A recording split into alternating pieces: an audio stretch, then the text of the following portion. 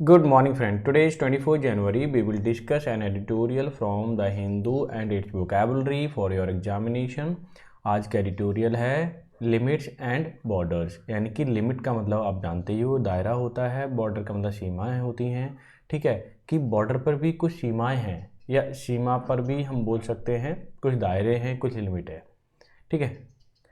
दूसरा, ये जो पूरा का पूरा एडिटोरियल लिखा हुआ है, सेंट्रल गवर्नमेंट ने अपने डिसीजन लेने के बाद उसने अपनी जो सीमा है ना वो बढ़ा दी बीएसएफ को आदेश देने के बाद, क्योंकि बीएसएफ जो आता है वो सेंट्रल गवर्नमेंट के अधीन आता है।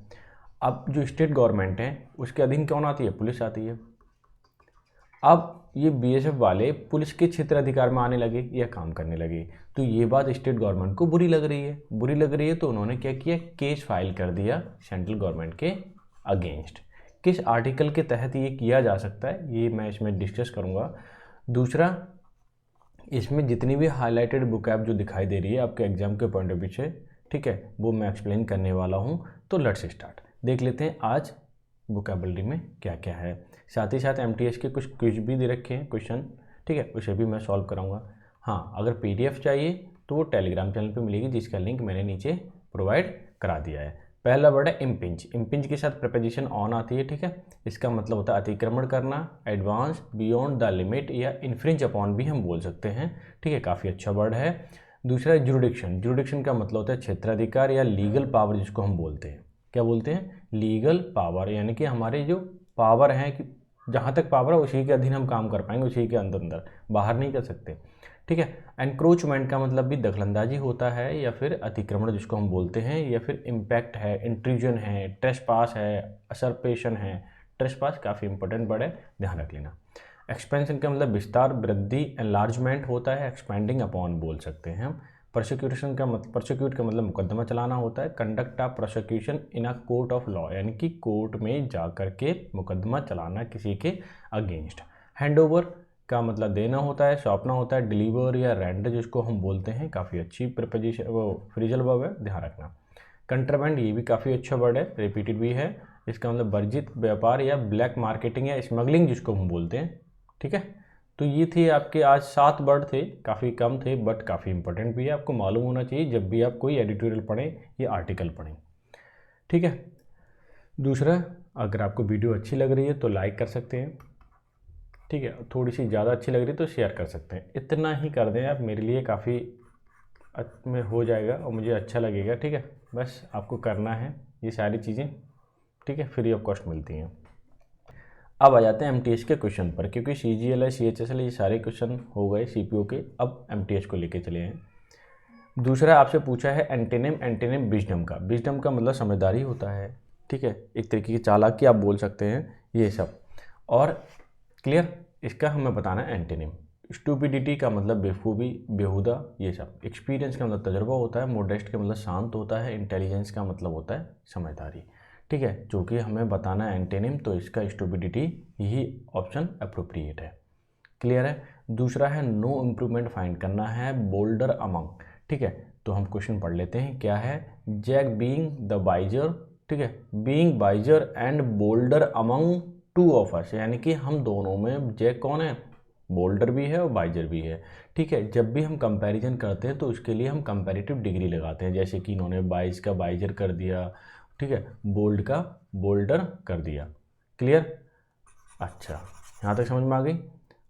और took the lead carry the x on his shoulder, कि उसने एक्स लिया अपने शोल्डर पर रखा और लीड करने लगा। देखो मैं आपको बता दूं, यहाँ पे 2 लोगों की बात आ रही है। कल भी मैंने ये जिक्र किया था कि जब भी 2 लोगों की बात आए, उसमें कुछ हमें बांटनी हो, कुछ करना हो, तो वहाँ पर हम हमेशा कंपेरेटिव डिग्री का यूज करते हैं, प्लस बिटवीन का भी यूज करते हैं, क्लियर। अच्छा, तो बिटवीन किस में है? इसमें है, इसमें नहीं है, इसमें है, यानी कि 2 ऑप्शन है फिलहाल तो हमारे पास। अब देख लेते हैं, 2 की बात हो रही तो हम कंपैरेटिव डिग्री का यूज करते हैं। इसमें कंपैरेटिव डिग्री है बट इसमें सुपरलेटिव डिग्री है, तो ये भी नहीं हो सकता, यानी कि ऑप्शन नंबर फर्स्ट ही हमारा क्या है? परफेक्ट आंसर है, ठीक है। इस तरह से आपको पेपर में भी करना है। 1 वर्ड सब्स्टिट्यूशन दे रखा है, पुट एन एंड टू का, ठीक है। पुट एन एंड टू का मतलब होता है किसी चीज़ को फिनिश करना, ठीक है। एबोलिश इसका क्या हो जाएगा, सिनोनिम हो जाएगा, ठीक है। एब्जॉर्ब का मतलब परसीव, ग्रहण करना, एब्जॉर्ब करना, एडॉप्ट करना, ये सब चेंज होते हैं। अबाइड के साथ बाय प्रपोजिशन लगते हैं, यानी कि फॉलो करना किसी भी रूल को, ठीक है। एबडक्ट का मतलब होता है किसी भी चीज़ की पकड़ कर लेना, जैसे कहते हैं ना हमारे यहाँ पकड़ होगी, पकड़ होगी, पकड़ कर लेना। तो आप ही बताइए इसमें, सॉरी इसमें कौन सा है, फर्स्ट ऑप्शन ही क्या है, अप्रोप्रिएट है। नेक्स्ट देख लेते हैं, एंटोनिम फाइंड करना है ब्रैकेट के अंदर जो है, ठीक है।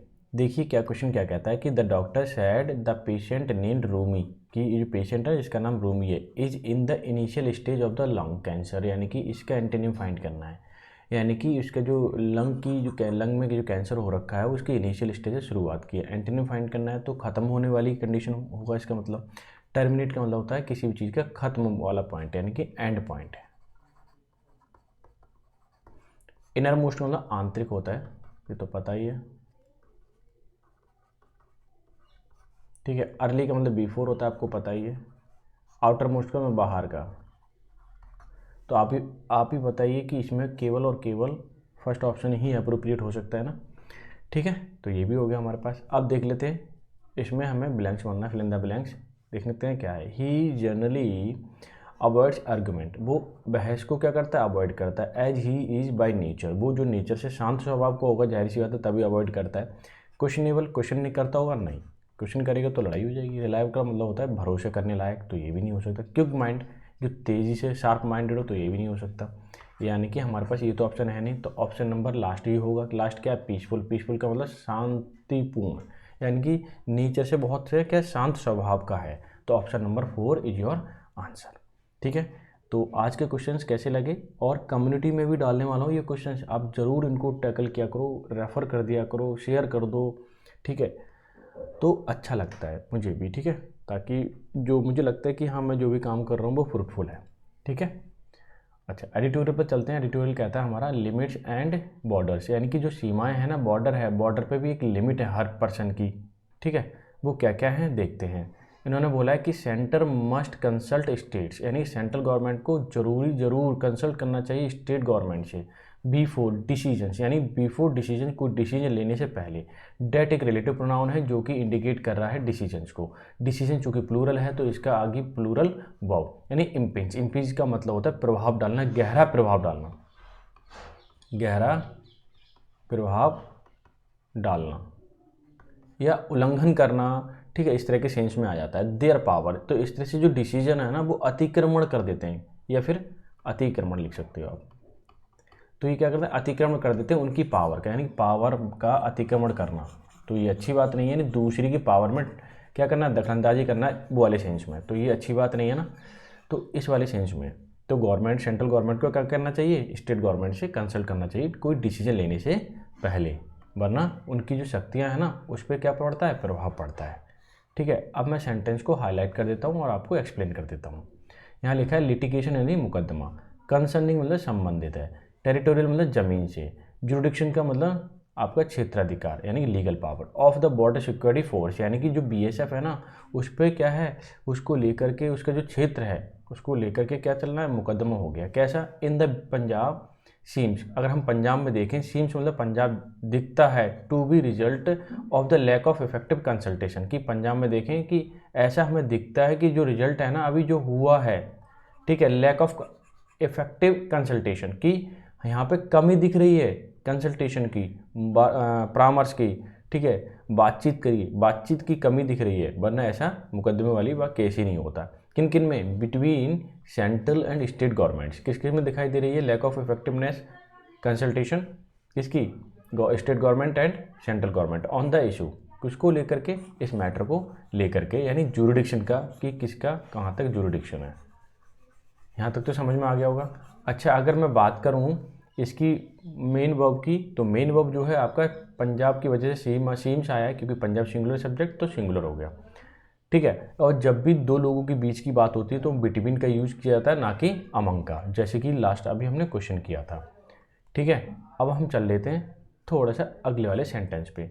ये मैटर क्या है, तो अभी देखिए, अभी आपको पता चल जाएगा कि पंजाब हैज़ फाइल्ड, कि पंजाब की जो वर्ब है वो है फाइल, और हैज बना हुआ है, इसका हैज से बना हुआ है, इसका मतलब ये प्रेजेंट परफेक्ट और B3 आता है, यानी कि ये तो ठीक है। Punjab has filed a suit का मतलब मुकदमा अगेंस्ट द यूनियन गवर्नमेंट, यानी कि यूनियन गवर्नमेंट के खिलाफ पंजाब ने क्या किया, मुकदमा दायर किया under article 131 of the constitution की संविधान में 131 आर्टिकल के तहत पंजाब गवर्नमेंट ने केंद्र सरकार के खिलाफ मुकदमा दायर किया।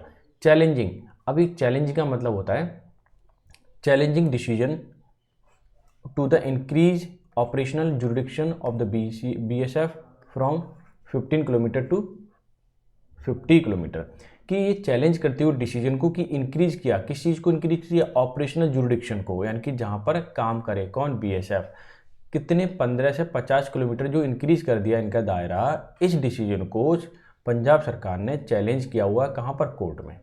कौन से आर्टिकल के तहत, 131 कोड के तहत, ठीक है।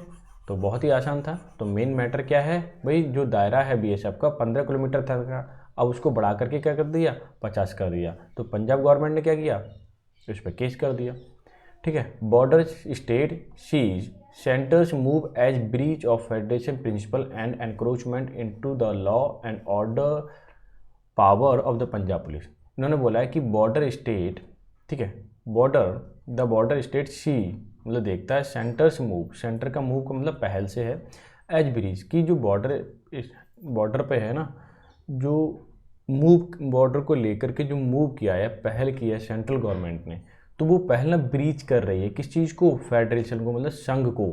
संघ का जो प्रिंसिपल है, संघात्मक जो प्रिंसिपल होते हैं सबको जोड़े रखता है ना, ऐसे सिद्धांत जो पूरे देश को जोड़े रखें, ठीक है, वो जो सिद्धांत है ना वो ब्रीच हो रहे हैं किसकी वजह से, सेंट्रल गवर्नमेंट के मूव की वजह से, ठीक है। And encroachment into the law, और जो law and order of powers of the Punjab police, यानी कि पंजाब पुलिस का लॉ एंड ऑर्डर है वहाँ पर, उस पर एनक्रोचमेंट हो रहा है किसके द्वारा, BSF के द्वारा, या सेंट्रल गवर्नमेंट ने जो डिसीजन लिया उसके माध्यम से, ठीक है। एनक्रोचमेंट समझ गए, अतिक्रमण यानी उल्लंघन हो रहा है, कहीं ना कहीं दायरा है पंजाब गवर्नमेंट का और डिसीजन बढ़ा दिया, या फिर उनका दायरा जो बढ़ाया है वो BSF का बढ़ा दिया सेंट्रल गवर्नमेंट ने, तो इसी वजह से जो एनक्रोचमेंट होने लगा पंजाब पुलिस का लॉ एंड ऑर्डर सेंस में, ठीक है।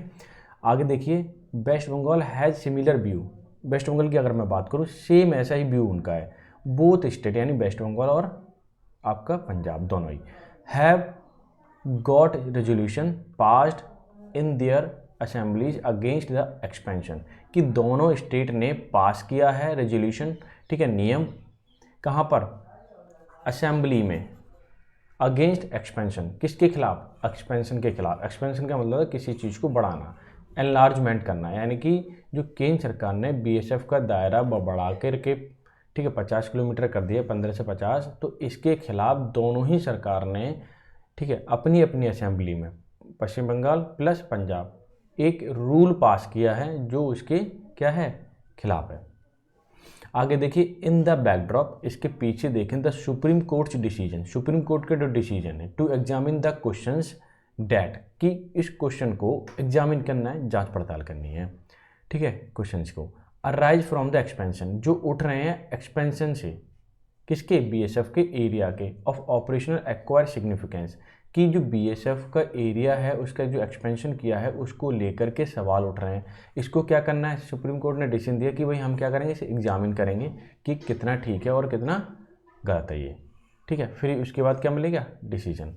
आगे देखिए इन्होंने क्या बोला है, इन अक्टूबर 2021 की बात है, the centre had issued a notification under the provisions of the BSF act, कि BSF एक्ट के तहत सेंट्रल गवर्नमेंट ने एक नोटिफिकेशन इशू किया या निकाला था, कब, अक्टूबर 2021 में, standardizing the area over which BSF would have jurisdiction to operate, कि स्टैंडर्डाइज कर दिया उन्होंने, एक मानक बना दिया कि जो एरिया है जिस पे BSF क्या करेगा, जुरिडिक्शन उनका, जिसके अधीन वो क्या करेगा, काम करेगा, मतलब उसी क्षेत्र में काम करेगा BSF, क्लियर।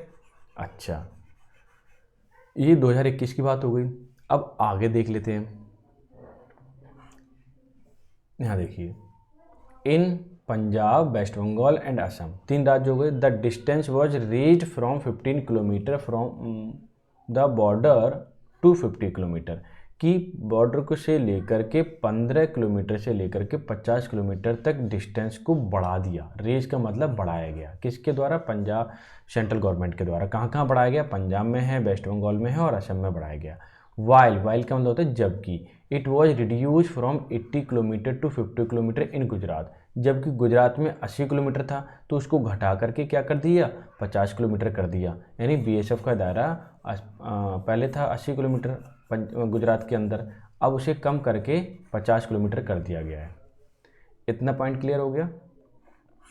अच्छा, यहाँ देखिए छोटा सा सेंटेंस, प्यारा सा sentence.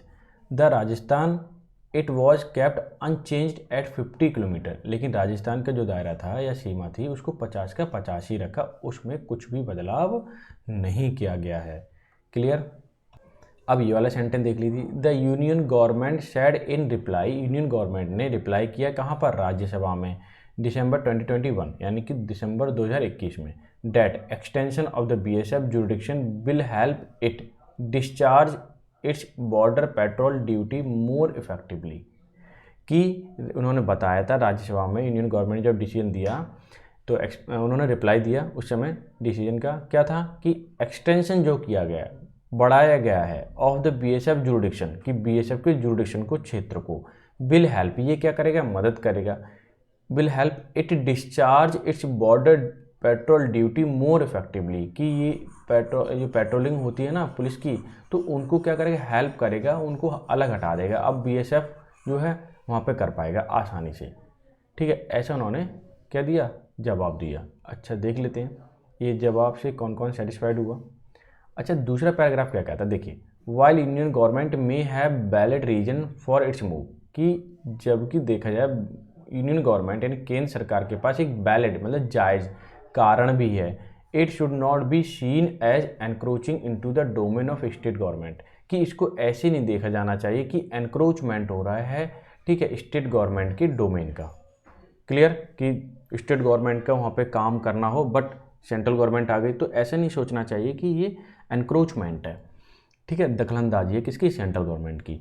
Which have the constitutional responsibility to maintain public order and exercise police power, कि जिसके पास, अब देखिए विच है कि जिसके पास क्या रहती है? कॉन्स्टिट्यूशनल रिस्पॉन्सिबिलिटी रहती है, यानी कि जिम्मेदारी रहती है मेंटेन करने की पब्लिक ऑर्डर को, एक्सरसाइज पुलिस पावर, यानी कि जो स्टेट गवर्नमेंट होता है उसके पास भी क्या होती है? कॉन्स्टिट्यूशनल पावर होती है कि पब्लिक को मेंटेन करे। ठीक है, वहाँ पे पेट्रोलिंग की जाए, ये सारी चीज़ें। क्लियर? ये कहना चाह रहा है कौन? आपका स्टेट गवर्नमेंट। अच्छा, ये देखिए सेंटेंस क्या कहता है। The BSF mainly focus on preventing, कि बीएसएफ जो है उसका केवल फोकस रहता है प्रिवेंटिंग मतलब रोकने पर, ट्रांस बॉर्डर क्राइम, केवल जो बॉर्डर के इधर उधर जो क्राइम हो जाते हैं ना उनको, स्पेशली अगर देखा है अनऑथराइज एंट्री, की बिना अथॉरिटी के एंट्री करना एंड एग्जिट करना फ्रॉम इंडियन टेरिटरी, कि इंडिया की टेरिटरी से, क्षेत्र से बॉर्डर के द्वारा एग्जिट करना, एंट्री करना, इस चीज़ को रोकता है कौन? बीएसएफ। ये उसका काम इतना ही रहता है, लेकिन पब्लिकली अगर अंदर देखा जाए तो कौन करता है? वहाँ पुलिस मेंटेन करती है। अच्छा, आगे देख लीजिए। It does not have the power to investigate the prosecute offender. Offender का मतलब होता है जो गलती करे, कि इट का मतलब बीएसएफ के लिए, बीएसएफ के पास ये पावर नहीं होती कि इन्वेस्टिगेशन करे वो या इन्वेस्टिगेट करे, प्रोसिक्यूट, ठीक है, मुकदमा वगैरह चलाए ऑफेंडर के खिलाफ। But it has to hand over these arrested and contraband seized from them to local police. अब ये करते क्या हैं?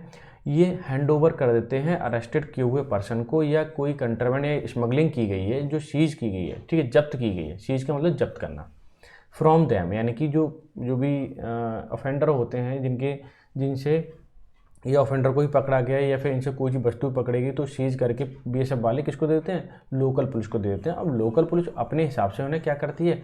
उन पे मुकदमा वगैरह जो भी कानून होते हैं, ठीक है, उन पे वो अप्लाई करती है कानूनी नियम। इन प्रैक्टिस, आगे देखिए, इन द प्रैक्टिस मतलब इस प्रैक्टिस में बीएसएफ पर्सनल जो अधिकारी हैं यूजुअली वर्क वो काम करते हैं इन क्लोज कोऑर्डिनेशन मतलब एक दूसरे के सहयोग से। किसके सहयोग? पुलिस का सहयोग करते हैं वो। There ought to be no clash, यहाँ नहीं होना चाहिए। क्या नहीं होना चाहिए? कोई क्लैश नहीं होना चाहिए, यानी कि कोई विवाद नहीं होना चाहिए, कोई झगड़ा नहीं होना चाहिए ऑफ जुरिडिक्शन, यानी कि क्षेत्राधिकार को लेकर के कोई विवाद नहीं होना चाहिए। तभी तो क्या होगा, अच्छे से इन्वेस्टिगेशन हो पाएगी। ठीक है, आगे देखिए, इट इज़ पॉसिबल, ये संभव है, टू आर्ग्यू, बहस करना या तर्क देना, कि expanded jurisdiction merely authorize to the BSF, authorize the BSF to conduct more searches and seizure, especially in the cases in which the offender managed to enter deep into the country's territory। कि ये संभव है, ये तर्क देना कि expanded jurisdiction जो है, फैलाया हुआ या बढ़ाया हुआ जो क्षेत्राधिकार है, मेरली अथोराइज, ये केवल, मेरली का मतलब होता है ऑनली, ये केवल अथोराइज करेगा या पावर देगा बीएसएफ को कि कंडक्ट कर पाएँ मोर सर्चेज, यानी कि ज़्यादा सर्च कर पाएँ, सीजर यानी कि ज़्यादा जब्त कर पाएँ, स्पेशली इन द केस, उस केस में, इन विच ऑफेंडर मैनेज, ऐसे केस में जो ऑफेंडर होते हैं, बाहर के लोग होते हैं, वो एंटर कर जाते हैं डीप इनटू कंट्री टेरिटरी, यानी कंट्री के अंदर चले जाते हैं वो। तो ऐसे केस में केवल क्या होगा, पुलिस वाले जो फौजी हैं या बीएसएफ के अधिकारी हैं वो आराम से सर्च कर पाएंगे, ठीक है, सीज कर पाएंगे जो भी चीज़ें, तो ये उन्हें क्या हो जाएगी, हेल्प हो जाएगी उनके लिए। ठीक है, कहीं ना कहीं सही भी है। However it goes without saying, ठीक है, however it goes without saying that there ought to be strong reason for expansion of jurisdiction in any central force, कि हालांकि, हाउएवर मतलब हालांकि, इट गोज विदाउट सेइंग, कि ये, ठीक है, बिना कहे, हो सकता है कि आउट टू बी मतलब होना चाहिए कि सेंस में आता है, स्ट्रॉन्ग रीजन, कि एक स्ट्रॉन्ग रीजन है फॉर एक्सपेंशन का, जो अभी बताया। ठीक है, of jurisdiction of any central forces, यानी कि जितनी भी सेंट्रल फोर्सेज हैं, अगर हम अच्छे से काम करवाना चाहते हैं या ऑफेंडर को पकड़ना चाहते हैं तो उनका क्षेत्र बढ़ना भी चाहिए, ये कहीं ना कहीं सही भी है। क्लियर? तो इसमें कोई विवाद ना हो किसी बात को लेकर के कि किसका जुरिडिक्शन कहाँ तक है।